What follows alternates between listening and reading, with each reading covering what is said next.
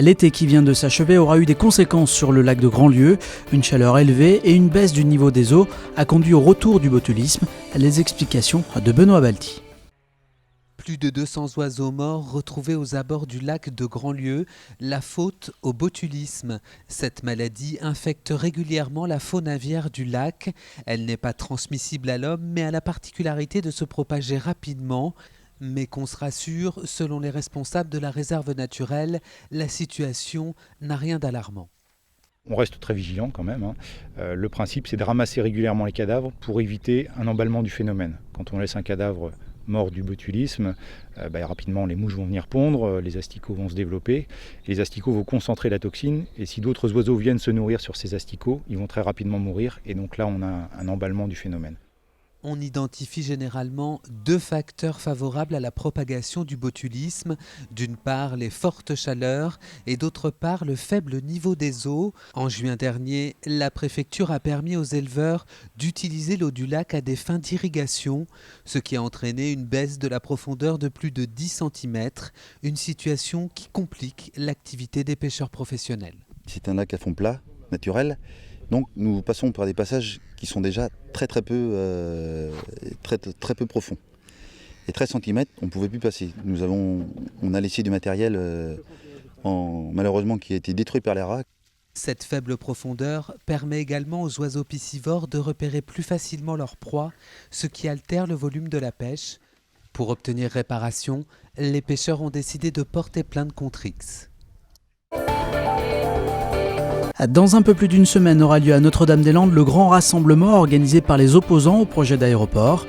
Une mobilisation qui intervient alors que l'évacuation de la ZAD est théoriquement prévue au cours de l'automne. Donc cette mobilisation du 8 octobre, en fait, c'est une façon quelque part de prendre les devants face aux menaces du gouvernement suite à la consultation biaisée qui s'est déroulée fin juin. Le gouvernement a beaucoup agité la menace de venir intervenir sur la ZAD et commencer les travaux. Et l'ensemble du mouvement contre le projet d'aéroport, dans notre diversité, nous avons appelé à cette mobilisation du 8, qui vise tout simplement à les faire renoncer et à nous rassembler en masse de façon déterminée et festive avec toutes les composantes de la lutte sur le terrain ce jour-là. La coordination dans sa variété, elle implique Copain, elle implique évidemment les amis de la ZAD, et ça c'est un élément qu'il faudrait que le gouvernement entende. C'est une préparation collective. D'autre part, on compte aussi beaucoup sur le soutien de la population.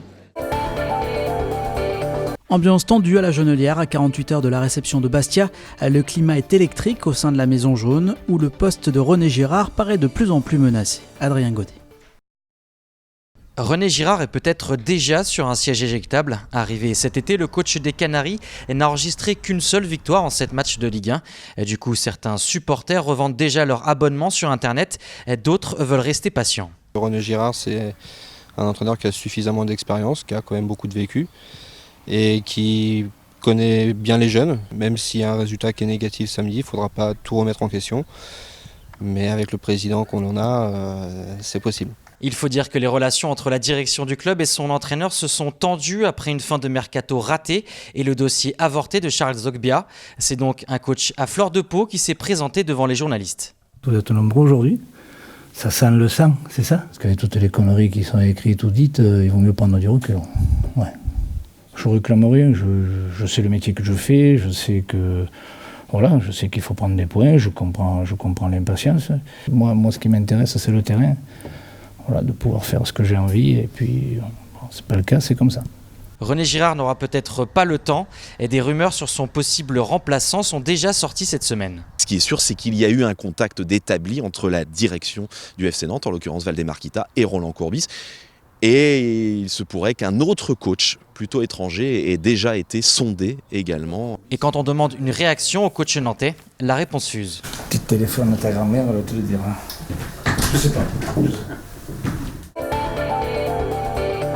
Le HBC Nantes poursuit sur sa bonne série. Les handballeurs nantais l'ont emporté 30-27 hier soir face à Chambéry pour la deuxième journée de LNH. Le meilleur buteur des Violets est Nicolas Clerc avec 9 réalisations. Avec ce succès, les Nantais occupent provisoirement la tête du classement. La victoire s'est accompagnée de l'annonce de la prolongation du capitaine Roque Fellio. Il est désormais lié au club jusqu'en 2019. Prochain rendez-vous pour le H, la réception de Beşiktaş samedi en Ligue des Champions. Les machines de Lille vont s'agrandir. Et ce n'est pas une nouvelle structure qui va s'installer, mais un bar-brasserie. Un appel d'offres a été lancé pour construire ce nouvel espace sur le parvis des Nefs. Le café de la branche va en effet déménager et l'espace boutique, lui, va enfin pouvoir s'agrandir. Ce lieu a été conçu pour 200-300 000 visiteurs. C'était le cas en 2007-2008. Aujourd'hui, on est à 650 000 visiteurs payés en machine. Et donc, les habitués de ce lieu et de la boutique le savent. C'est des conditions très difficiles pour les acheteurs, pour les visiteurs. On ne peut plus bouger dans la boutique, on a du mal à se faire servir. Donc on a pris la décision il y a 2 ans de dédoubler l'endroit. Cet endroit, ça va être uniquement la boutique et la librairie. Et en face, de l'autre côté, à la place du manège d'Andrea, il va y avoir le nouveau café de la branche. La construction de ce lieu va durer environ 5 mois pour une ouverture prévue en juillet 2017. C'est une vidéo d'une 40aine de secondes montrant des images de l'éléphant des machines sur fond d'accordéon. Rien d'extraordinaire à première vue, si ce n'est qu'elle comptabilise plus de 3 millions de vues sur internet. Postée par le site américain Insider Travel, elle pourrait bien contribuer à l'attractivité des machines auprès du public américain. C'est un chantier impressionnant en plein cœur du quartier Gralin. Depuis plusieurs mois, les travaux du site des anciens salons Mauduit ont débuté. Ils se poursuivront pour le gros œuvre jusqu'à mi-2018. Un protocole a été mis en place pour éviter trop de désagréments pour les riverains. On a un cahier des charges très précis qui est mis en place, c'est-à-dire qu'il n'y a pas de possibilité de livrer au moment des horaires d'entrée et de sortie des écoles. Il y a un travail spécifique qui est mis en place pour essayer que les travaux avec le maximum de nuisances se fassent, par exemple en dehors des heures d'ouverture. Les démolitions des bâtiments qui étaient en front de rue ont eu lieu dès mercredi après-midi. L'arrivée de la grue, on l'a fait pendant les vacances. Voilà, c'est une gestion au cas par cas avec des réunions spécifiques sur tous ces dispositifs d'organisation, gestion, planification des livraisons qui est instauré. L'INSEE publie ce jeudi une étude sur les naissances dans les Pays de la Loire. Si la région reste dynamique au niveau national, le nombre de naissances est en baisse depuis 5 ans. Autre enseignement, l'augmentation du nombre de naissances après 40 ans.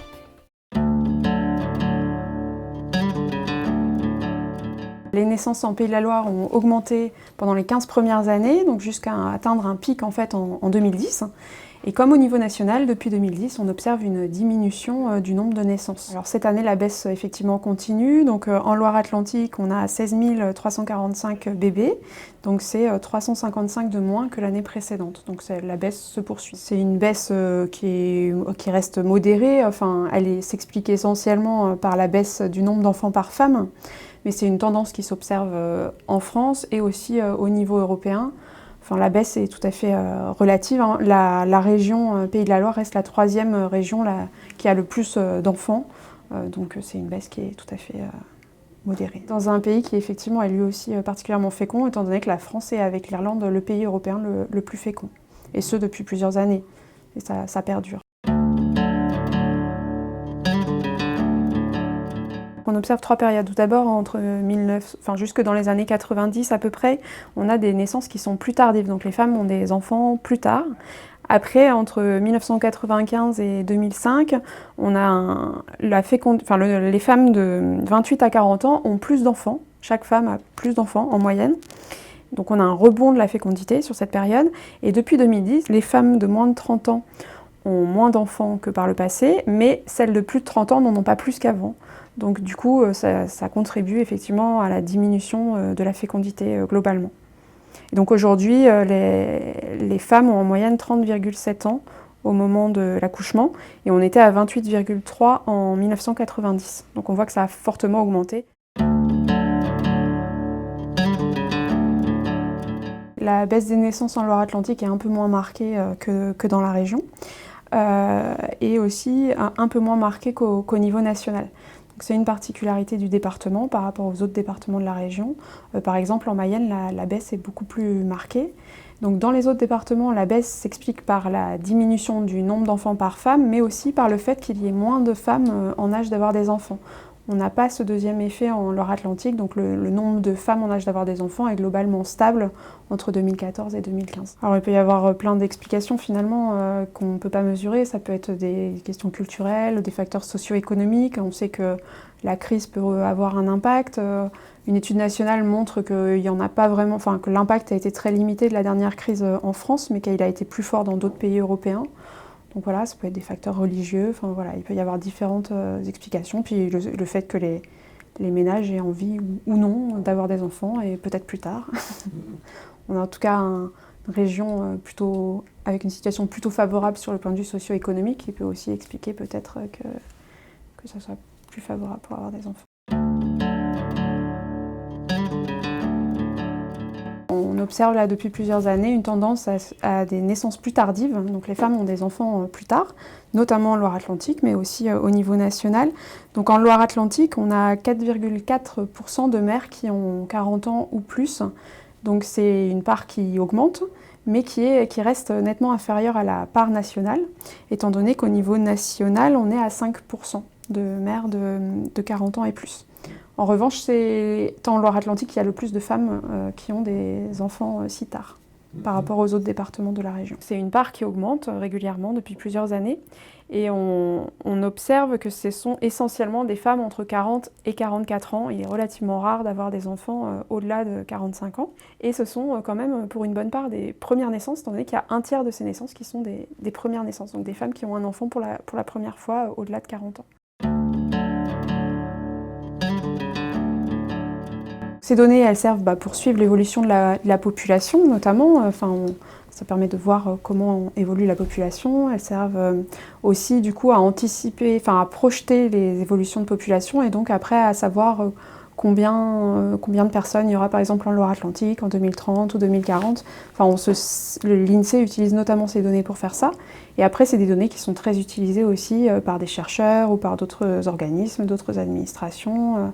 Voilà, ça peut permettre, si on reparle sur les projections de population, ça permet d'anticiper les besoins en équipement pour la population en termes de collèges ou encore de médecins, selon le vieillissement des personnes. Les élus regardent beaucoup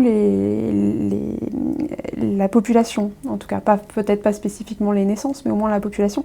Et les naissances, ça a un impact direct sur le nombre de places en crèche, ou sur ce genre de choses, donc oui, c'est utilisé pour la mise en œuvre des politiques publiques localement aussi. Oui.